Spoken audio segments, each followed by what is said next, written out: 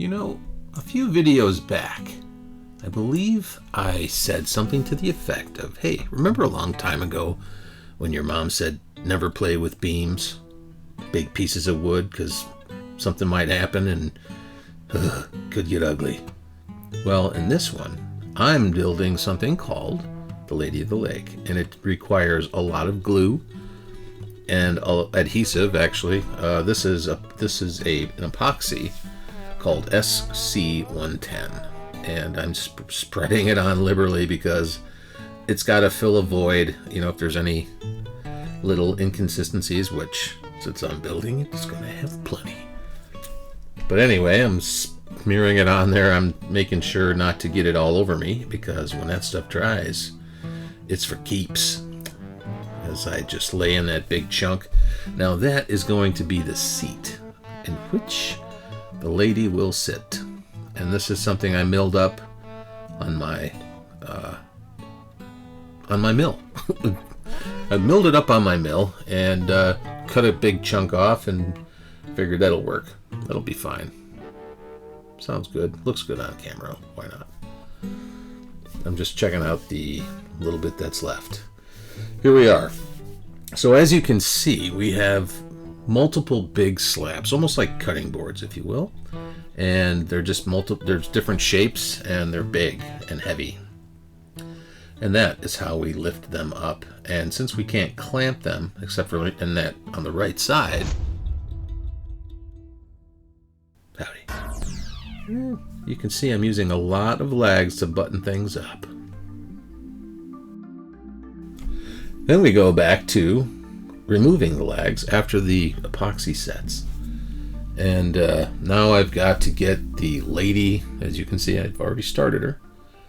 I got to get her lined up with how she's sitting. And then there's going to be one hand will be up on the tree trunk. You'll see in the future. You will see. I guarantee it. You will definitely see. Here I'm just putting the joints together, trying to understand the angle that I need, and no pressure. This is something that I do all the time.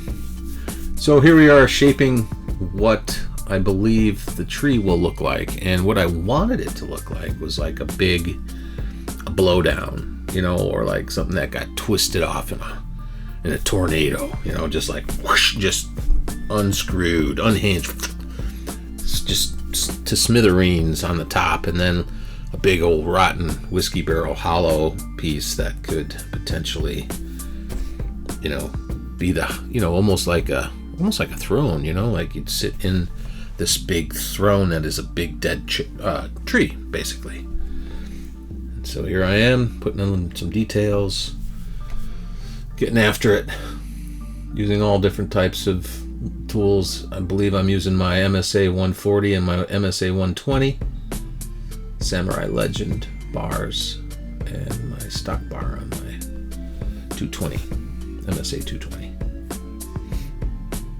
Interesting. You know, it's interesting. I'm watching this as you are, commenting as I go, and I do not move this fast in real life. I wished I did.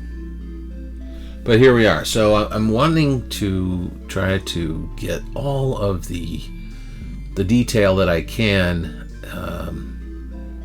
with as little effort as possible.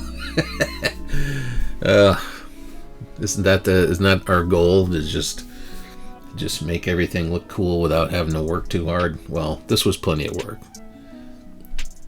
So I'm just trying to negotiate, because one hand is going to be up on this tree, so I had to make like a nub for her hand to sit on, and yeah, that's about the normal speed I work at right there, folks. Not too fast. And so I'm just creating an extension for where her knees are, and trying to get, I have two birds that I have to carve. Two. Ended up only using one. You'll see in the future, but there I am, doing up the legs and just getting some decent shape going to them. Now this piece is not necessarily I didn't want it to look like real at all. That is not what I'm shooting for. What I'm shooting for is an illustration. Basically like a watercolor or pen and ink or pencil drawing brought to life in 3D, weighing about 1,000, 1,500 pounds, somewhere in there. That's what I was shooting for. And so I wasn't trying my hardest to make it look realistic, because I think something gets lost in that. I just wanted it to look I wanted it to look organic, but not necessarily, lifelike. I didn't want that. So I had, even on her legs, you'll see in the future, I do a pen and ink stroke on just about everything. Even this bird here, you'll see coming up, it's borderline, it is what it is, but I do like to mess around with the pen strokes, as you can see, where I put it in everything I do. So it's sort of like my signature. I mean, I think most carvers use it in one way or another, but I just kind of push it beyond maybe where I should, but I don't care. That's my thing. That's what I'm doing right now. That's where I'm at in this world. I forgot about that. Yeah, we had to carve a little bitty bear that lays down behind there.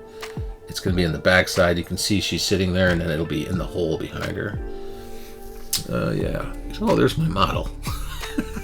Sizing up the feet, getting the legs attached, and of course carving the feet. That was a little different for me, I can tell you that right now.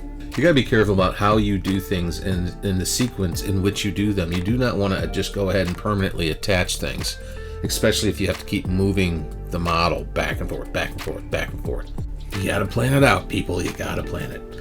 Here I am putting in those cool pen and ink strokes, just like this, I don't know, Van Gogh type thing, I guess is what you might want to call it, but I don't know what I call it. I just like doing it. Here I am doing some reeds, and I believe I'll be doing some sandals here. Yep, they're right there.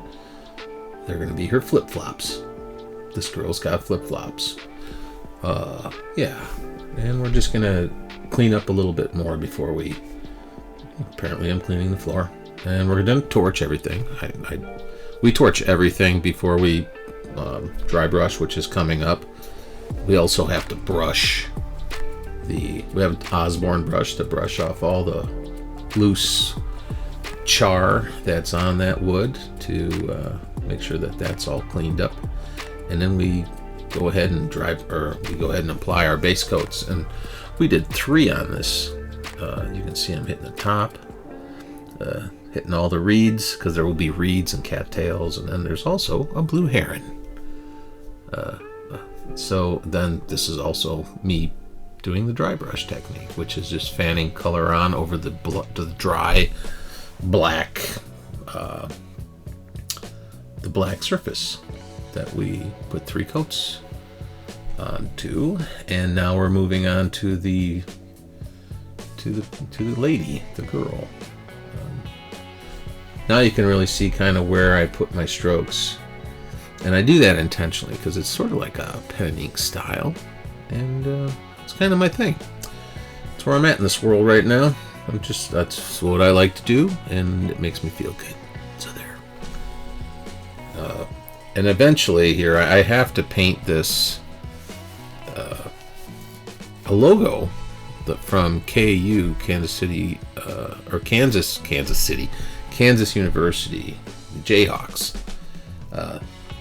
I believe it's the customer's alma mater, and so they wanted me to paint one on there freehand, so I did.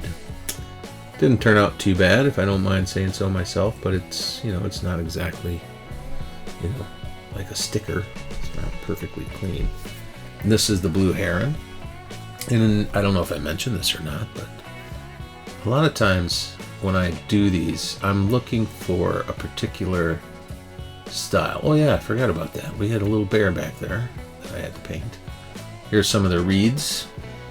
Now, I wanted this to look a bit like a bronze, so we ended up putting like a metallic hue to it in certain areas just to give it that little pop when the sun hits it. It's pretty cool.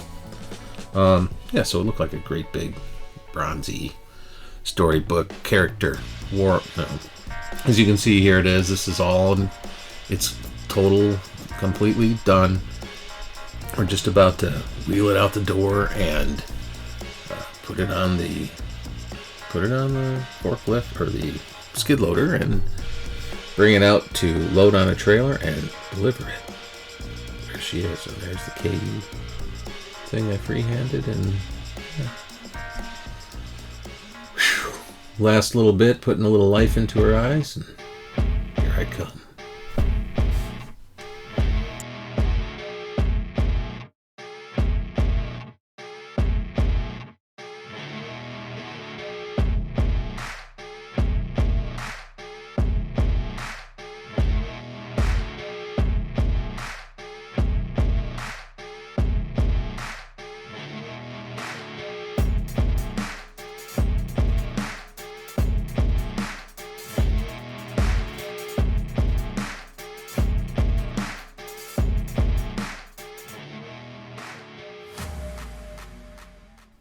Well, this is the end. This is the part where the owner gets to install or just drop the piece where he wants it. They'll be doing some landscape back there, and so that's going to do it, folks. I hope you enjoyed the video. It was a fun thing to do, and I appreciate all of you watching. Don't forget to like and subscribe, and I'll see you on the next one.